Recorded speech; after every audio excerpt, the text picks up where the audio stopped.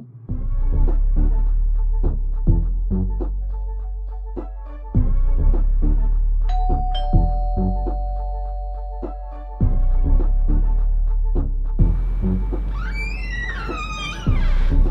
that delicious beverage?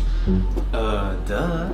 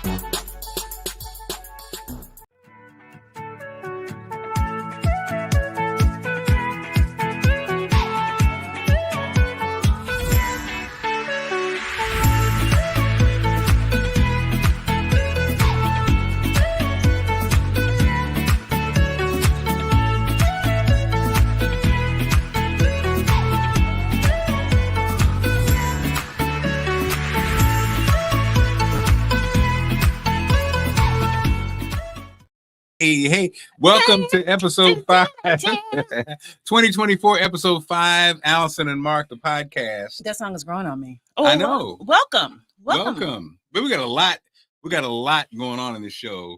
Last week was... Wait, I got to read our mission Okay, statement. that's right. Because that's what I see people do on podcasts. Welcome to the Allison and Marc.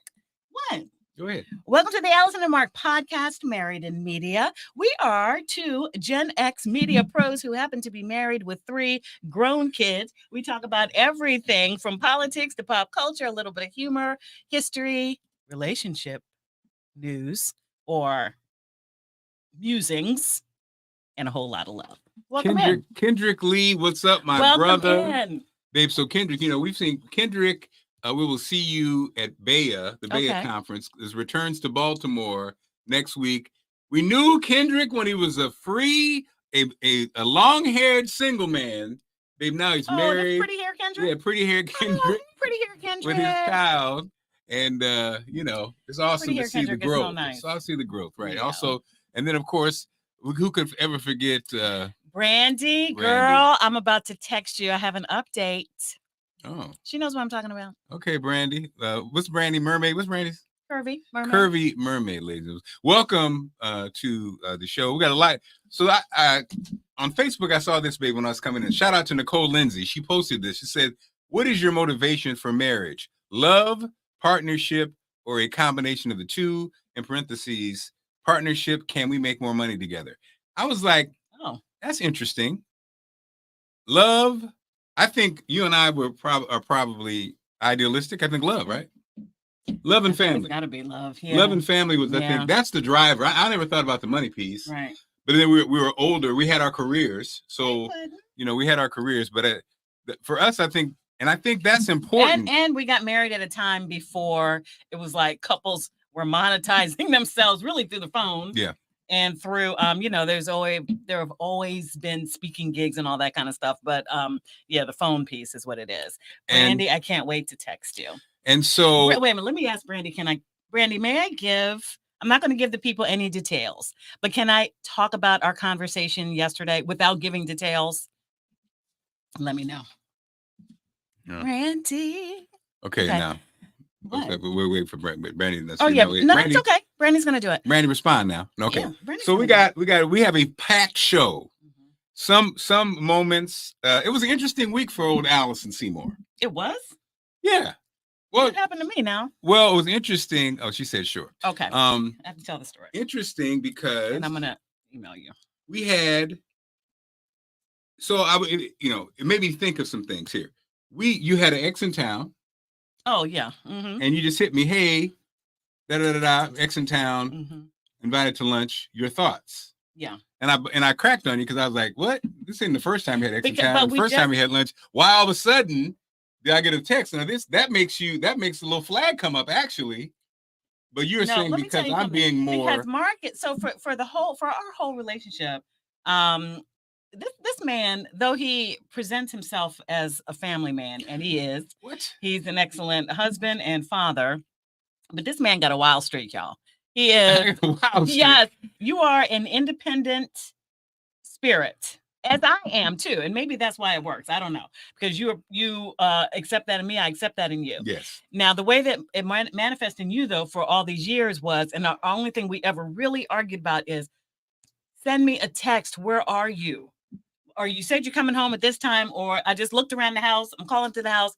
Oh Lord, where's Mark? He's gone out. I don't know where he is. So you have started to, after 23 years, be super thoughtful and just considerate as far as letting me know, or hey, I'm stuck in traffic, this and that, because I think the world feels a little bit more dangerous now, feels a little more crazy out there in the streets. And because I appreciate that, Rick Friday. Oh my goodness. because I appreciate that, I think that we're in this stage now. I think because the kids are gone, so there are less distractions. And so, I was good letting you know. But let me tell the story about Brandy real quick, then we'll get into it. Yes. And then again, we got to remember that Rick Party, we got a heavyweight checking in, a legendary voice, ladies and gentlemen. Because every 47 eyeballs in here a legendary, but legendary. I understand. And we got news about a legendary local talent too. Hey, Corliss. Okay, so my girl Brandy is, I don't know, there's some people that Brandy and I have never met in person, but we've been connected all these years through social media. And I have said to you before that I feel like if I ever met Brandy in person, I would start crying. Oh, well, no. And what's crazy is Brandy, we're close too. She is just, Brandy is a whole vibe. So anyway, I posted some pictures from my Kevin's checking work in the from other Colombia, day. by the way. If you're ever in Colombia, you got to look up Kevin. Colombia, yes. And so Brandy said she saw somebody that was kind of cute in one of the photos. And now Brandy is much younger than we are, by about 10 years or so. Yes. But she was like, hey, who's that? And that's why I love her. Hey, who's that? She said, I'm crazy. Who's that? Yes. So I said, well, I'm going to follow up with this young man. I don't know how young he is, but he seems a little young. So I did today. And Brandy, I told him everything. And I said, she says, admittedly, she's probably a little older, whatever. And he was like, I don't discriminate. Okay. Wait a minute, Brandy. Now don't write a check your body can't cash now. He said, I don't discriminate. I said, well, where do you live? Because my girl, Brandy's on this side of town. And he said, I'm in Arlington. He said, but I got a car. What is going on? Allison, the matchmaker. And so everybody around us was just like, okay, like the godmother of the matching up, whatever. So Brandy, I want you to know, he asked for your social media, because I guess that's what these crazy kids do these days, social media. So I gave him your social media. So Brandy, give us an invitation when the wedding happens. Now, there you go. Okay, Allison, enough avoiding your situation. Sorry. Yeah. So again, I remember. Okay. Kevin, if you're in Colombia, Kevin just checked in. Dave Anderson, the business bully, is now in the building, ladies and gentlemen. Oh Lord, I told you the heavyweights are here. Rick Party's in the building. All right. Brandy, Lauren in the house. Lauren Hill. Wait a minute now. Lauren Hill. Okay, so. Ex in town, not a big deal. Yeah. They've had lunch before with her exes. The kids, now he's been to our home before. When I wasn't there. No lies. He was at our home before. What are you talking about? Oh, yeah. He's at our home before, wants to be close to the family dynamic and all of that. Our kids have, been in the same presence. This is the kind of person that he is in my life. But I know some people, they don't like, if you're an ex or whatever, and ultimately I broke up with him. I don't know if it matters. I don't know. But anyway, so yes. So and then how was lunch? Lunch was fine. It was great. But you know what I realized? Dave Anderson said cheeks. Okay, Dave Anderson, don't you do that? No, you know what I realized though, and I didn't tell you this. I kind of saved it for this moment because I said for the show. Yeah, because I kind of said shout out to Dave Anderson who encouraged us to do this forever. We're finally doing it, Dave Godfather, who's younger than us. Go ahead. So shout out to you because I saved this for the show, but here's the thing. Everything has its place in time. I realized that I was a much different person when I was with, I've said it before, I was married at a young age. I'm a different person than I was then. I'm a different person than I was with this boyfriend. I probably had like 3 real significant boyfriends in every phase of my life. And whenever I see them, I'm just like, yeah, I made the right choice. Because Oh, wait no, a minute and that's now. and I'm really being serious and sincere. That's why I didn't tell you until this moment, because I wanted to let you know that these people is crazy. Like, all of my exes have gone on to fame and fortune, and They all and millionaires. right, fame and fortune and all that. But at the end of the day, I realized that the Allison that I was in the past, or with these different people, is not the Allison I am now. Is probably not the Allison that could have raised 3 kids in a stable, loving home like you have provided for us and for me and our family. And not saying at all that we're perfect. We go through our stuff. We're going to talk about a little bit today, but yeah, and I realized in that moment, and that is a beautiful feeling. It's a gorgeous feeling to be sitting there, having lunch with someone and thinking, "Oh, I made the right choice." Not that there was anything like it's not a romantic lunch. It's not a, "Oh, I wish I had," or "There are these feelings," or "Oh, you still look so good." It wasn't any of that kind of stuff. It's like friend to friend, professional to professional, but almost like somebody who knows you, Oh yeah. knows your roots and who you are, and there's comfort in that. We don't have much family, extended family, so our friends become that. And I consider him. He was like, where's Mark? Like, is Mark coming? Wallace That kind said, of Mark, thing. don't you cry. We'll get Wallace. You're You right. know, he is a I will crybaby. cry. So I will anyway, cry. I saved it for the show. I wanted you to know that I made the right choice. I have no regrets in my life. I would rather go through hard times in different ways with you than great times in that part of myself, because I'm a different person now. So I love you, and I'm so happy that you're in What my is life. going on? I saved it for the show. Benji's in the building. My childhood Saved friend it for the Benji's show. here, babe. Well, thank you so much. And you know what? We basically got into we were talking about family, and Wallace, as you said, I started talking about my father-in-law, and just out of nowhere, just started crying. It was crazy. And I'm an emotional person. But baby, wait a minute. Did it scare you? Dave, sadly, I did not date Prince. Almost though. Sadly, I did not date Prince. Let me say, I would drop names if I did. So, speaking of Prince and Allison, this video popped up, Lord. and I'm curious. Oh yes, Kendrick's here, Dave is here, Benji's here. Now, what I don't want to happen, babe, is this goes viral. Then this was from years ago. I know, and it hopefully doesn't go viral. But I'm curious. Kendrick said, "Who's cutting onions on the show?" I'm curious, guys, because when this happened, this was not an issue for me and Allison at all. But a lot of people were like, "What did you do?" What Mark, right?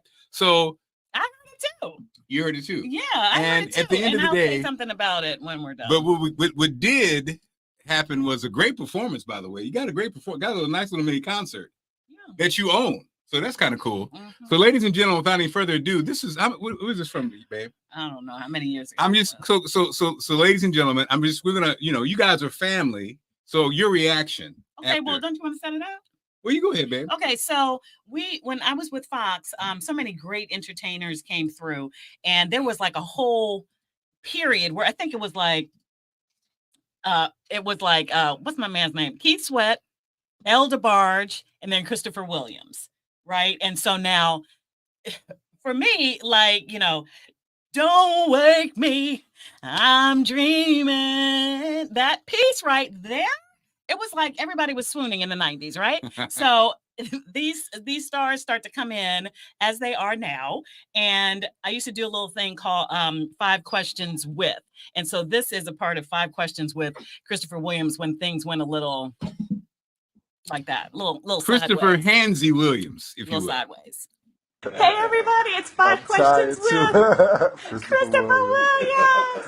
Did you say Christopher Williams as if I needed to know what your name was? Mm-hmm. What? Okay, Christopher Williams with your new music. Sounds so good. Thank you. Okay, tell us about it. Okay, I'm gonna tell you in the camera. Okay. My new music, my single "Too Late" came out I believe it was September interview with That's this right. beautiful woman. I get Hello. to snuggle. My Oh, job is it's a so snuggle because terrible. it has to be so close right And I'm now. tired. I Like, know. Rest your head. I'm Rest your tired. head. I'm so tired. So why this name Too Late? Because it's never too late. No, for never too Christopher late. That's kind of Williams. like what the song is about. It's just kind of like a love inspiration song. That scene in New Jack City when Nino Brown did stab Kareem in the hand. Were you nervous? Be honest.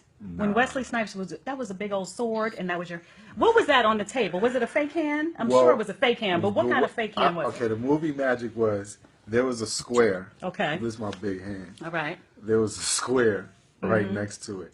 And the thing was, Wes is a martial artist, so he was like, I can hit the square. Well, we agreed to do it. Go back and look at it. Yeah, they you choked agreed, me up. Yeah, you got Well, my neck choked is- out. My neck is Yes. right. Oh, don't do it. Okay.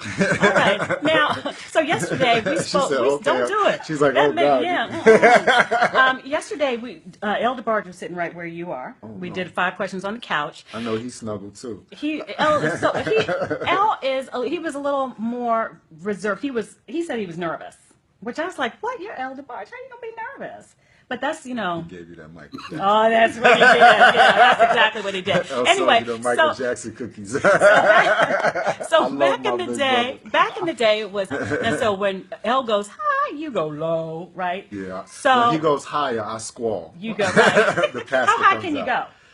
go? I can go high. See, let me hear the highest. Yeah. Let me hear the lowest.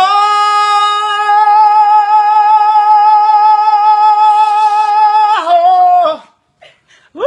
That's as high as I can go at 11 o'clock in the morning. Now, how low can you go?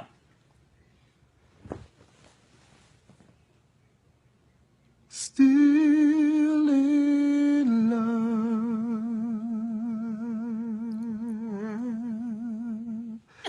I said, still in love with me. Yeah. You got Are you a gonna concert. Oh, it's not over. be in love with me? I'm so sleepy that I just wanna Marc, don't lay get mad. my head on your sweet, sweet, still in love. It's all right. Yes, Christopher Williams, and a concert too. Look, somebody's like, Williams. yes. All right. Thank you so much. So, babe, Yes. Lady Bird's like, Mommy, really? put us in your head, babe. Mommy, did you have an entanglement? That's what I'm listening to Jada's book. In my head, like at the end of the day, Kevin said he's still drinking booze. At the end of the day, for me, like we are professional people. Yes. And so when a bit is going on, Don't ruin the bit. I don't stop the bit. Like for me in that moment, there was nothing. You know who else did that? Tyrese Gibson. What? Yeah, was it is that his name, Tyrese? I didn't No, see is that Tyrese?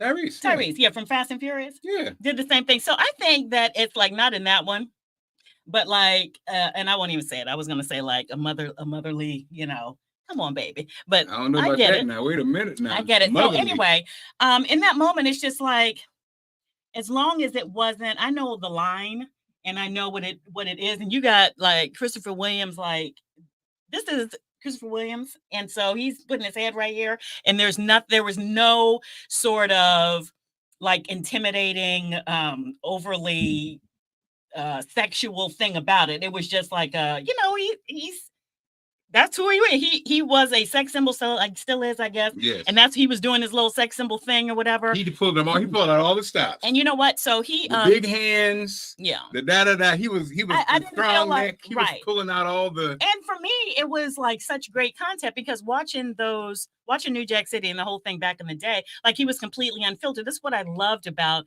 when I did that. I did a lot of those, and they were all great. Yeah. Like El DeBarge actually was very. El DeBarge's was good. Keith Sweat was good. Like.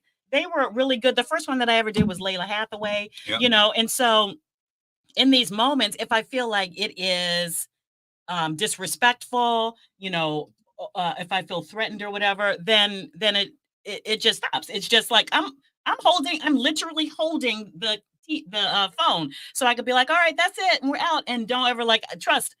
I have a voice and I know how to use it. So and you didn't feel like I never felt and like Micheline was there too, right?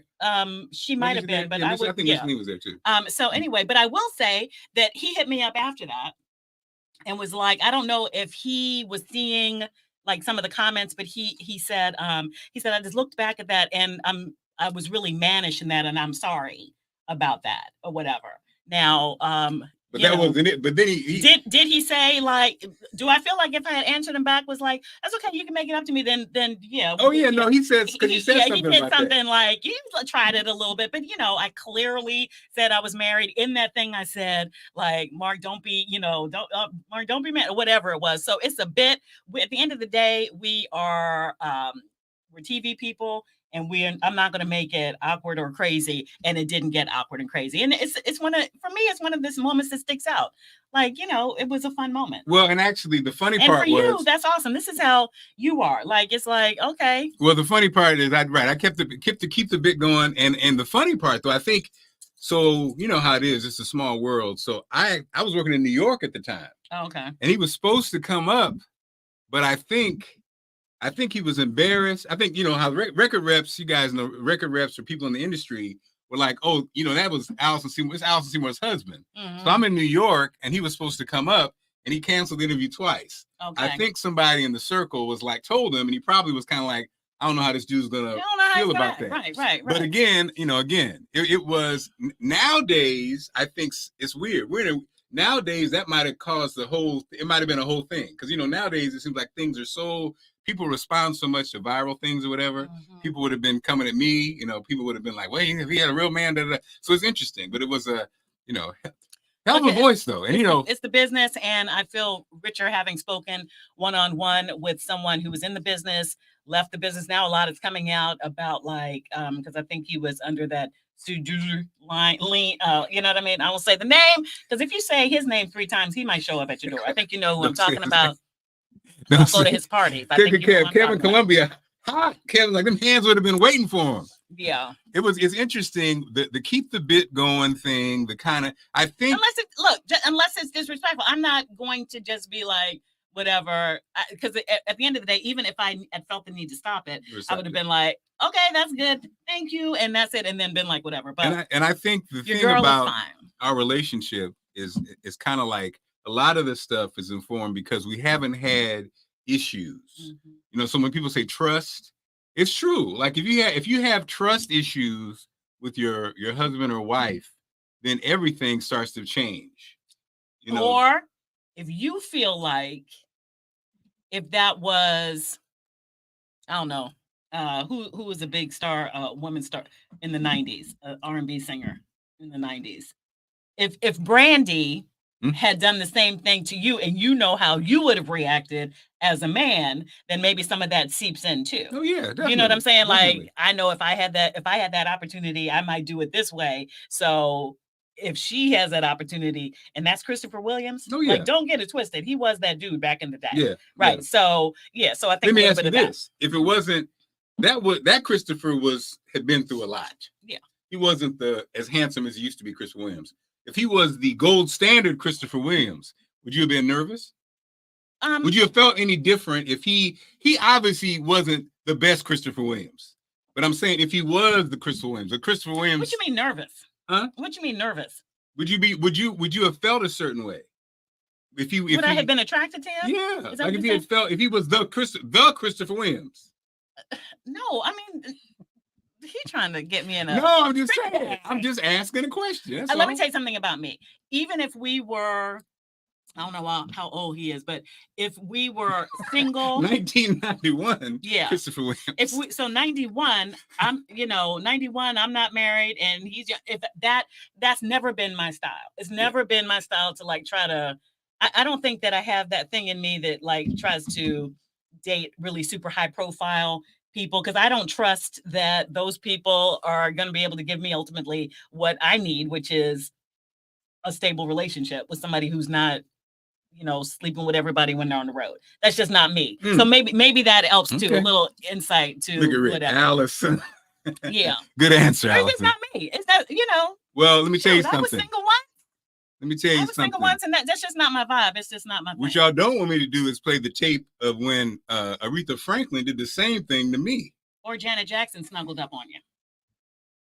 Now, where's that tape? Yeah, that was a picture. That's a picture, baby. That wasn't a tape. Okay, I'll snuggle Anyway. back. I'll snuggle back. Okay. Anyways. Okay. Okay, so you did? Ooh. Oh, the matchmaker's coming through. Okay, so Monique just wrapped up an interview on Club Shay Shay. I'm sure. So if Cat Williams did 50,000, Cat Williams did 50,000 plus views at this point. What do we think Monique's going to do?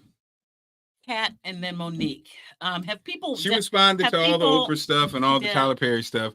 I feel like it's going to be more like 25,000. Cat did 50,000, almost 60,000. Yeah. I think it's going to be less because I think people value women less. Oh, okay. Now, and I think that when Monique was talking, nobody was listening to her when she was talking then. Perhaps now that Taraji has come out and we're in a little bit of a different stage and things. 50 million views for Cat. I'm sorry. Yeah, 1,000. What am I talking about?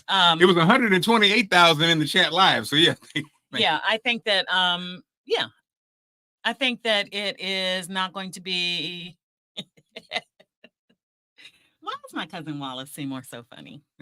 He said, "I bet Shay Shay drinking again." I don't think it's going to be as many, but I'm interested in seeing because. Let the record show that I always supported Monique and everything that she said back in the day. And I didn't understand why people were not listening to her or valuing what she was saying. It's weird. It was weird. It was weird how people, I hate to believe it's the woman thing, but it was weird. And I think the part that always gets you is when people in entertainment have something to say. It's like Rick, Dave, we're radio guys, right? So if somebody's talking about something in radio and not getting paid fairly as a black talent, it pretty much is, if you happen to be a black talent, I mean, again, Rick Party, Dave Anderson, myself, if we were white guys. So there is still that. You know what I mean? Is there still that? But so if someone says that, and you're like, somebody's talking, you're like, all right, whatever. You don't even have to say anything. But when you say something against it, that's when you're like, what's really going on? And so I think it's a lot of times it is the industry. And so Dave says it's par for the course. It's par for the course, right? And so she basically gave the receipt. So do you have a little bit of it? I do not. I do not. It just wrapped up when we were getting ready for the show. But she gave the receipts from a standpoint of not just saying it, but saying, this is what happened. Okay. And kind of like if you followed it, she said it before, but she just fleshed out everything. She's brave. And Shay Shay was, Shannon Sharpe, that's a podcast on fire because, he's getting everybody. They invited Tyler, they invited Oprah. I think Oprah is kind of like, what did somebody say? It's the year of the truth. I think Oprah's power is kind of being exposed this year. I think at the end of the day, kind of a gatekeeper thing. And I don't think it's as dastardly as it is. Sadly, as David said, it's par for the course. I think sadly, it's par for the course. It's like, I'm not going to name, black-owned media companies, but when you have black talent, you don't have to technically pay them because the market doesn't demand it. And I when think you have black actors and actresses, you don't have to pay them what they're due because the market, like you say, you want to be in Color Purple or not? I think it's also because, it's that inside, that family thing. Hey, girl, you do this for me, for so-and-so, whatever. And Radio 1. Yeah. That was my thing with the Radio 1. It misused. Like, at the end of the day. That's Marc talking. At the end of the day, it's like, quote unquote, a family, but you get treated bad, though. Like a family get treated bad. But on the flip side, as I'm saying this out my mouth, what company paid me the most my whole career? Radio 1. Yeah. You know what I mean? So it's like, that's it. That's the spiel. Par for the course. And so, speaking of family, so I told you last night, I'm a big fan of Club Shay Shay and also Uncle Ocho, the shows. And so Shannon and Ocho were talking about their fathers and talking about family. And it was interesting. It made me think about all the baggage we carry and that we're not even aware we carry it. Yeah. Like I said last night, I'm talking to you about your dad, and all of a sudden I got really emotional. I'd never done that before. It was weird, right? Yeah. But so I'm listening to this in real time when Shannon's talking about if his dad and his grandfather could see him, right? So I'm gonna play a little bit of it, then I'll that he didn't want his kids to see him in this kind of condition. See him like that? Okay. But what he didn't realize, I just wanted to see my father. It wasn't the conditions, it was the man that I wanted to see. And what I would give to have, if I could just have him and my grandfather, Barney Porter, the one that raised me, and him just to see what me and my brother became just for one day. Yeah, I would love to see years and years, but just for one day to see what me and my brother became. That would top any day Pro Bowl, Hall of Fame, for them to see that. Because I remember my grandfather and my grandmother because remember I told you, Ocho, my grandfather and grandmother didn't sleep in the same bed. My grandfather and my brother slept over here, and me and my grandmother slept over there. And they was having a conversation. And they thought I was asleep. I wasn't. This had to be about 2:00 in the morning. We didn't have a clock in the room, so I couldn't tell you. But I'm assuming it's probably around 2:00 in the morning. And I remember him saying so vividly. He said, Mary, he said, I might be dead and gone, but them boys gonna make something. He said, they're so smart. They so attentive. They don't give us no back talk. They don't talk back. I'm thinking to myself, man, do you understand the punishment and the wrath that would rain down? And we're afraid to talk back. But he said, he said that young one, he said, Mary, that boy remember everything. Because we was our grandfather's notepad. Because back then, Ocho, ain't nobody had no cell phone. So somebody told you their number, you just had to remember it. Somebody would tell my grandfather, hey, Barney, I got a new number, or I got a phone, because everybody at the time didn't have phone. Hey, Barney, I got a number, I got a new phone, I got a phone. And he tell it to them boys. So it was me and my brother's job to remember the phone number. And I just remember that, and that stuck with me. Here I am, 5-6 years of age, and he could project into the future 25 years later that them two boys gonna make something. Man, that made me so proud to hear him say that as I'm playing in high school, as I'm playing in college, and I'm playing in the NFL, and I'm thinking back, my grandfather saw this. And so to have my dad, my actual dad, and my grandfather, if only for one day, to see what I became, even if they don't see me play football, but just see the man that I became, because I named my son after my dad. So boom, right? So I'm watching this and I see guys, I'm tearing up now. The funny part is in real time, I'm listening to this, and I met my father once. And I was like, how you kind of like, you're listening and you're thinking about yourself.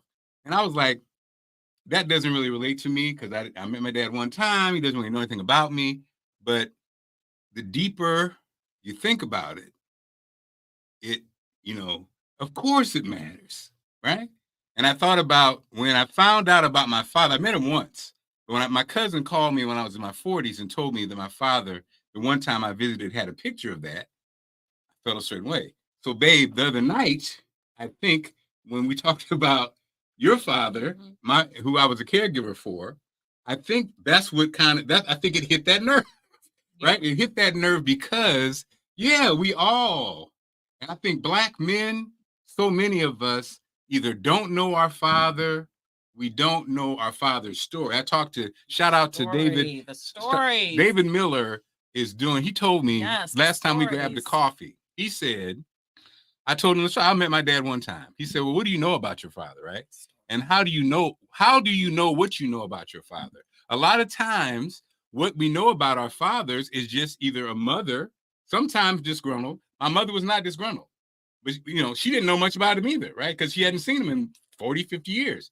So he says, I'm putting together a project where you find out about your fathers, tell their stories, blessed enough to have Babe had the best father, and now my father-in-law, but father in the world. And I think that's why my wife is so amazing, because as the caregiver, and that's what got me emotional, was it hit me, babe. The epiphany was a man of your dad's character, who was a prominent minister, Howard, Harvard, amazing leadership, Peace Corps, but able to laugh at himself, brilliant. He didn't have all the insecurities that most guys have. And that's what I got emotional, because I was like, that's the key. That's my wife. Yeah. So you allow me to be that same way, and you're the same way. But who has that? Very few of us have had that kind of man in our life. Most of us have flawed men in our life. Most of us have a man who, when the pressures were too high, they left, or we had a dad who he showed me that he loved me by buying us stuff, or vice versa. He didn't have any money, so he was defensive. Yeah. And so it's kind of like, that's what I think, why I got so emotional. And my girl Brandy is saying that, and it goes without saying, like, so this, how it sets you up as a man is one thing. How it sets up a little girl to be a woman is a whole nother thing too. And so, Brandy, I hear you. It matters to little girls as well, that father figure. Oh, yeah. You know what I mean? And so, like, I totally get that, and they mean nothing. So, I've been listening to Jada Pinkett Smith's book, and it's phenomenal and fascinating. I don't care what you think about Jada Pinkett Smith. I love her spirit, what she has to say. She's totally telling her truth in this, and it's eye-opening. And she was saying that the purpose behind that red table thing, well documented, her mother was a drug addict, stone cold drug addict, went and turned her whole life around. Now she's this amazing woman at this age. I forget how old she was when she had Jada, but she was like, girls need to hear their mother stories, because so many women just, when they become a mother, that's what they become. And that's fine. I'm not saying there's anything wrong with that. But often we lose our identity when we become a mother and a wife. Like, there's never a moment that I haven't had a good night's sleep since the year 2000, when Sydney was born, because I'm sleeping with one eye open, because I'm making sure everybody's in the house. I'm making sure whatever and all of that. So I think as a mom, the mom that I wanted to be, I just don't come first anymore, and probably won't for the rest of my life. And that's fine, because I gave life, with your help, 3 times to 3 amazing young women. But these stories, I do implore you. And now that we have lost our parents, like, I just want to be like, oh, I wish I had asked about this, that, and the third. Write it down, get it all, because it is the fabric of who you are. So, not to take any shine away from what you're saying. Oh, no. But I love all the stories. All these stories. Yeah, I mean, absolutely. all the stories are important. And I think especially with the men, Kevin said, what you said, Kevin, sadly, I feel like that's how a lot of people feel. A lot of black men's stories don't mean nothing to anyone. But no, it does. It does. And I think that's a big part of it, because a lot of these, just like when your father isn't a part of your life, like, again, my father, I still want to know his story. And it's important to know his story, right? Because it's tied to you. And that story might lead up to why he couldn't be there for exactly. you. And I know there was an issue. He had an issue with his mother. His mother had a love issue. And let's not talk about when you don't have the mother. The mother love piece is real. And so it's so important. And I think all of us figuring out who we are, because, again, I always say this, and you guys, if you followed us, you've seen this many times before. I say Allison can love me how she loves me because of the way she loved her father, and the way that I was loved. And it's not lost on me that I am extremely fortunate. And now that you don't have your parents in the physical anymore, you realize how special and important it is. And so yesterday I shared an epiphany with Allison. Spencer's calling me. Hi, Spence. I get I know, right? Just, hey, Bootsy, let's lighten this up. No, because of my observation about women yesterday, baby. We got to share that. Okay. So I tapped in, babe. I have to say, I look at Kevin. Kevin, this is the problem. You say no man wants to hear about black men's story, just saying facts. That is the problem. But you know what it is? It's the problem because a lot of people had bad. What's going on? Go ahead. Daddy and I are doing our a lot of podcast. We'll call people you back. had that same belief. And so, Kevin, if you grew up with that belief, that is how you feel about it. You know, it's like family philosophies. And sadly, so many people come from a broken place. You know, so many people come from a broken place. They think that that place is the natural place. And it's not. It's not. The purpose of this life is to find joy. We're not here to be unhappy. Right. And that's what I'm saying, Kevin. Like you said, I grew up seeing it. So, Kevin, you grew up seeing it. But then what about the people who did see, Kevin? We don't matter. No, you do matter. You do matter. No, Kevin, you do matter. But Kevin, no, that's you coming have from to, a perspective of you have to change that narrative. You Yes. do matter, because if you sit in that space, then that's just affirming that. Like, our words matter. manifesting. When you it. say black men don't matter, I understand. Look, this is how I was raised. Okay, I get it. But you cannot say that they do matter. It matters to me. Matters to you. Heck yeah. It matters. It So we have matters. to keep telling these stories, especially in this time that we're in right now, when a lot of the history of, you know, how we fit into the fabric of the United States, how some of that's trying to be like unraveled piece by piece. So we do matter. I am extremely interested. If I could be an anthropologist today and write folklore all day long, that's all I would do. I would go to your grandfather's house and he can tell me the story about where he came from, his origin story, who his people are. But we have to start doing this right now for ourselves. And we have to stand on it. It does matter. It does matter. I promise you. It matters to me anyway. Well, and again, I think the comments you guys are saying, men are raised to provide and shut up. Why are the youth in DC doing crime? No, this is exactly what we're talking about.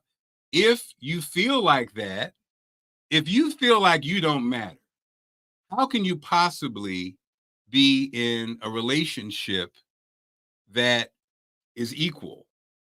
You already feel like you don't matter. Right. If you don't love yourself, or that nobody wants to hear from you. Yeah, so if you don't love yourself, I don't want this man to shut up, and I don't care how you were raised, because my thing is this: a lot of people were raised in a different way. A lot of women were raised my age or maybe one generation before to just get in the kitchen and shut up. So we've got to just change the narrative. And I think again, what you're saying, Dave, is a lot of people are raised that way.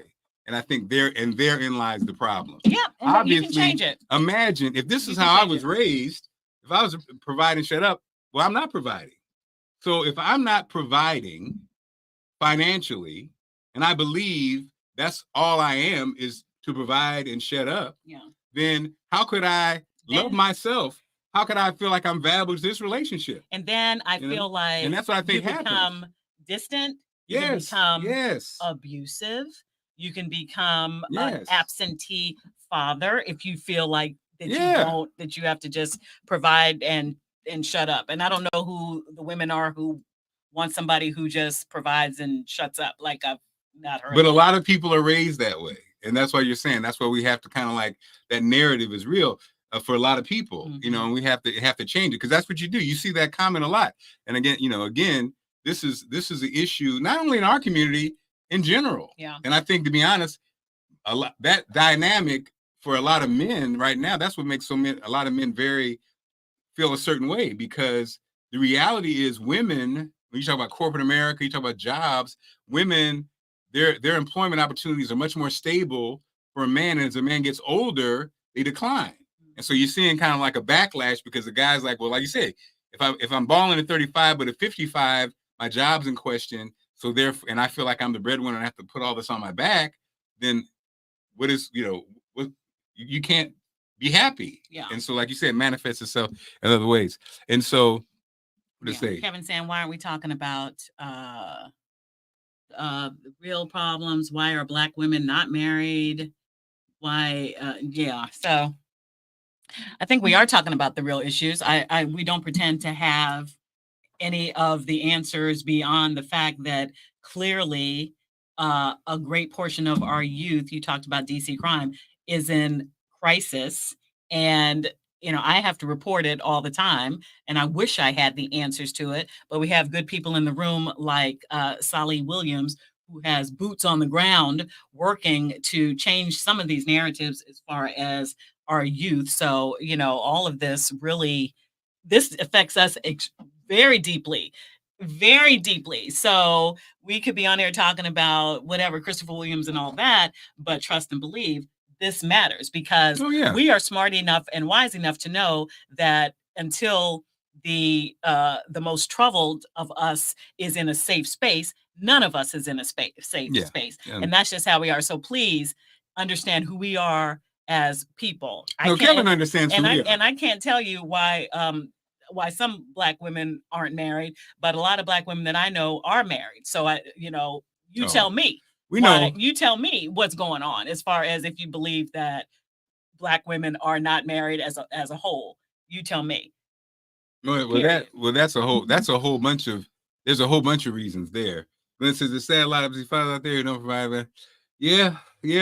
Now what's interesting, Glenn, is I think it's hard for us to have the real conversation a lot of times. Like it's hard for Black folks to really just hop all in. Like you said, when we talk about dating and women and marriage and all that kind of stuff, the reality, the reality versus what we really talk about, it's always very challenging. It is. And so we talk about what you want to talk about on the Marc and Allison podcast. We're bringing it to you. So, babe, you want to share some Black history before we wrap things up, right? Yeah, but okay. Sharita. So the next thing, Cookie. Okay. Sisters like Cookie, boots on the ground, dealing with all the issues that we deal with as a society. There are people out here in all these different arenas. She's businesswoman, entertainment, working with young people, all that kind of stuff, trying to pull everybody up. So we're out here, and it's a battle. Let's be clear. Let's be clear about that. The stories, a lot of times the stories aren't told. Again, back to Bootsy Vegas, who has a program that not only does Bootsy guide these young people in media, but the success rate is crazy. It's like 98%. Kids coming to the program go on to college, most of them D1 universities, and it's like a pipeline. But again, you may not see that on the news. You may not hear people talk about it. You may not even hear some of his bosses give him the just due that he receives. But now, wait a minute, we will always do that. And so, and we will always, well, everybody's not married to a man or woman. Oh, that's true. And I think, to be honest, before you, in my opinion, if you don't love yourself, then I don't think you should get married. I think you have to love yourself first before you can add on to, marrying somebody, because that just sounds like a recipe for disaster. Yeah, please do. Please get it together for yourself. So, so next week, I guess, is Valentine's Day, and maybe we can hold our conversation because the time is getting late now. 47. So just to talk about some of the things that we were talking about, how women say things and men receive it, not always the way, and vice versa, and how you can get over it. And we talked over it, and we talked about it. And I think that even after all these years together, we're exploring new territory with that and being more open. I really do think it has a lot to do with the kids leaving the house. Yeah, I do, because now you got to sit there and look at somebody without all the distractions of taking your kids here and there, or you got to so we'll talk about that next week, because next week will be Valentine's Day. Okay. So speaking of which, now I'm not gonna belabor this point, but you have this picture. Let me just tell you about this woman. Is Johnny on saxophone? Play the Black history music. No, I'm trying to figure it out. The motorcycle. How many of you know about the motorcycle queen of Miami?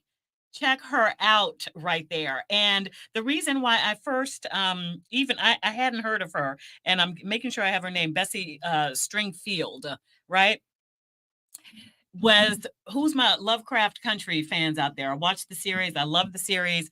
And there was a moment where you see this woman, you saw her picture there, show it again, babe, driving along Hippolyta, I think that was her name, Hippolyta, when she's off to find herself, and they look at each other. So this woman right here, just to give you the cliff notes of it and look her up, she used to be the Negro motorcycle queen of Miami. Later, they just dropped that to the motorcycle queen of Miami. Check her out. Her name is Bessie, what's it, Stringfield? Is that what I said it was, babe? Bessie Stringfield. She rode this motorcycle alone cross country at that time, all the 48 connected states, what do they call it, contiguous or states, by herself. And she first did it in the did we say the 30s? Yep. In the 1930s. Now, I don't have to tell you about what was going on in the States in the 1930s, but she did this by herself. She would end up going cross country 8 times. She also traveled internationally. You can take that off now, babe. And during World War II, she is basically given the job of going between post to post, delivering mail. I think that's what she did. And then just breaking all these rules and barriers. She had that green book with her to see where she can stay out there on the road, slept on her motorcycle. She faced all kinds of craziness, as you can imagine. There was no 95. I need you to understand, there's no I-95. She's going on the back roads in Florida and South Carolina and North Carolina and all of that. And she is a trailblazer. What I love about her, though, there are a couple of different origin stories. Was she born in Jamaica to an interracial couple, then moved to Boston, or was she really from North Carolina? And was she really adopted by a white Irish woman back in the day who brought her into her Boston home? I don't know. But she basically crafted her own backstory. And how powerful is that, right? How powerful is that? And so today, the Black History fact, and look her up yourself, is the motorcycle queen of Miami, inducted into the Motorcycle Hall of Fame and all of this. And she pushed through. And that's what I'm talking about. She wrote her own story. She didn't say, hey, I can't do this. I'm a woman. I'm a Black person in the segregated South. That was crazy. I am a Black woman. She didn't let any of that hold her back. Now, I get it. That's dangerous. It's scary. Not many people could do that. Nope. But she did it. And that speaks to the resolve, resilience, and the impact and power of when nobody's going to tell you can't do something. Speaking of nobody's going to tell you can't do something, one of our legends is going to be honored. Shout out to Donnie Simpson.